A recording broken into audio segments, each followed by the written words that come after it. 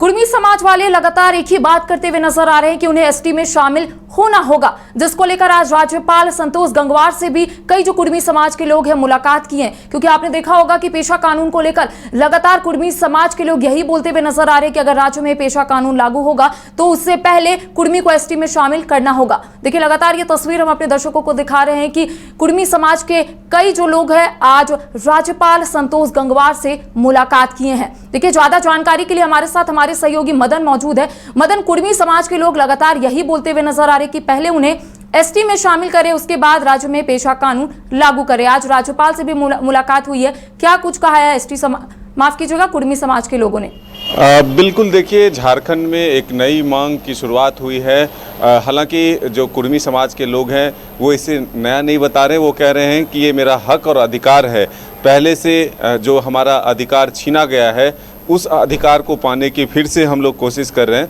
पहले भी हम लोग एसटी में शामिल थे और फिर से हमें एसटी में शामिल किया जाए। आज राजभवन पहुंचकर हरेंद्र कुमार महतो के नेतृत्व में एक शिष्टमंडल ने राज्यपाल से मुलाकात की और एक ज्ञापन सौंपा और ये मांग की है कि कुर्मी को अनुसूचित जनजाति का दर्जा देने हेतु पहल करें। मतलब आप ये देख रहे हैं कि झारखंड में भी पहले आंदोलन हुआ, रेल रोको अभियान शुरू हुआ, झारखंड में भी इसका असर देखने को मिला और शीतल ओहदा के नेतृत्व में झारखंड में भी ये आंदोलन चला। फिर से एक बार इसको लेकर के आवाज़ जो है उठने लगे हैं। हालांकि जो आदिवासी समाज के लोग हैं वो इसका विरोध कर रहे हैं और झारखंड में पेशा कानून लागू करने की मांग कर रहे हैं, लेकिन कुर्मी समाज के लोग ये कह रहे हैं कि जब तक कुर्मी को एसटी में शामिल नहीं किया जाए तब तक पेशा कानून लागू नहीं होने देंगे।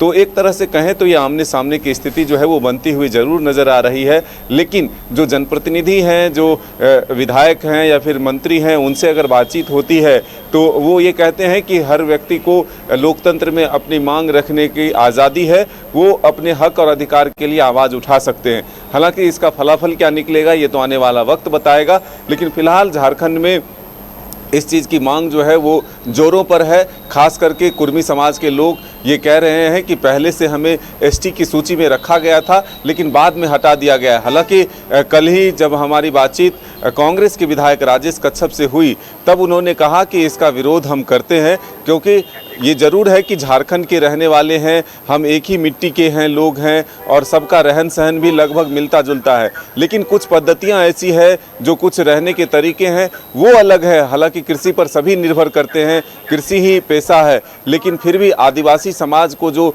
मूलभूत अधिकार है उसका हनन होगा अगर कुर्मी समाज के लोगों को उसमें शामिल कर दिया जाए, यानी कि एसटी के सूची में उनको शामिल कर दिया जाए। तो फिलहाल एक ये लंबी बहस की जो प्रक्रिया है वो शुरू हुई है। सभी अपने अपने दावे कर रहे हैं कि हमें किस तरह से इसमें शामिल करना चाहिए। जो विरोध कर रहे हैं वो बता रहे हैं कि उनको क्यों नहीं मिलना चाहिए ये हक और अधिकार। अगर एक आदिवासी समाज के जो रक्षा के लिए कानून बने हैं उसका ही हनन कर दिया जाए तो फिर वो समाज बचेगा नहीं, ये सीधे तौर पर आदिवासी समाज के लोगों का कहना है। तो अब देखना होगा कि झारखंड में ये जो मांगे हैं वो कहाँ तक पहुँचती है, सरकार की तरफ से इसको लेकर के क्या पहल की जाती है, केंद्र सरकार तक क्या मांगे पहुंचती है, राज्यपाल इसमें क्या पहल करते हैं, ये देखने वाली बात होगी। जी मदन, बजट सत्र के दौरान भी कई विधायक जो अपनी बात को पेशा कानून को लेकर रखते हुए नजर आ रहे थे। आपने सही कहा कि इतिहास की बात करेंगे तो पहले कुर्मी एसटी में शामिल थे। हालांकि लगातार कुर्मी समाज के तमाम जो लोग हैं यही बोलते हुए नजर आ रहे हैं। आज आपने कई कुर्मी समाज के लोगों से बातचीत की, उनका क्या कहना है, आगे का उनका क्या स्टैंड होगा? क्या आने वाले समय में वो लोग मुख्यमंत्री हेमंत सोरेन से भी मुलाकात करेंगे?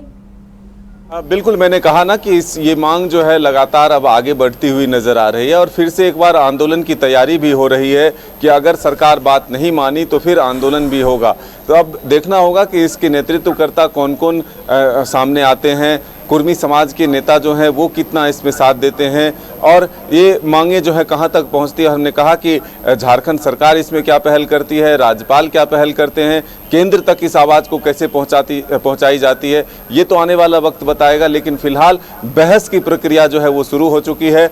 जो इस डिमांड ये मांग कर रहे हैं वो इसके पक्ष में अपने तर्क रख रहे हैं, इतिहास बता रहे हैं, इसके कानून को बता रहे हैं कि वो किस तरह से शामिल थे और क्यों हटाया गया। वहीं आदिवासी समाज के लोग ये तर्क देते हैं कि जो हमें अनुसूचित क्षेत्र में रहने का अधिकार प्राप्त है, जो हमें बचाने के लिए कानून मिला हुआ है, कानून का सहारा मिलता है, वो कहीं ना कहीं हनन होगा। तो अब देखना होगा कि इसको लेकर के जो एक लंबी बहस शुरू हुई है वो कहाँ तक पहुँचती है, और जो मांग है कुर्मी समाज का एसटी में शामिल करने का, उसमें कितनी सफलता मिलती है, ये आने वाला वक्त बताएगा। चलिए, बहुत बहुत धन्यवाद मदन, तमाम जानकारियां देने के लिए। देखिए, एक और जहां लगातार विधायक और मंत्रियों की ओर से ये कहा जा रहा है, आपने देखा होगा कि बजट सत्र के दौरान पेशा कानून को लेकर तमाम जो मंत्री विधायक हैं अपनी बातों को रखते हुए नजर आ रहे थे, वहीं दूसरी ओर कुर्मी समाज के तमाम जो लोग हैं यही बोलते हुए नजर आ रहे हैं कि पहले उन्हें एसटी में शामिल करना होगा, उसके बाद पेशा कानून राज्य में लागू हो, जिसको लेकर तमाम जो कुर्मी समाज के लोग हैं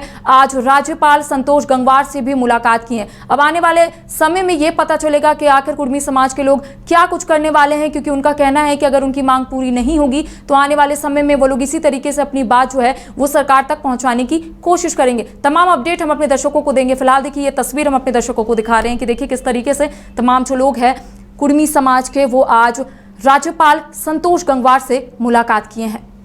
विश्व स्तरीय मेडिकल सुविधाओं से युक्त रांची का देवनिका हॉस्पिटल, जहां है neonatal ICU, burn intensive care unit, modular operation theatre, 24/7 emergency trauma service, multi disciplinary ICUs, emergency care, MRI, CT scan, advance cath lab, fully automated path lab, echo, ultrasound, ultra modular patient beds और pharmacy.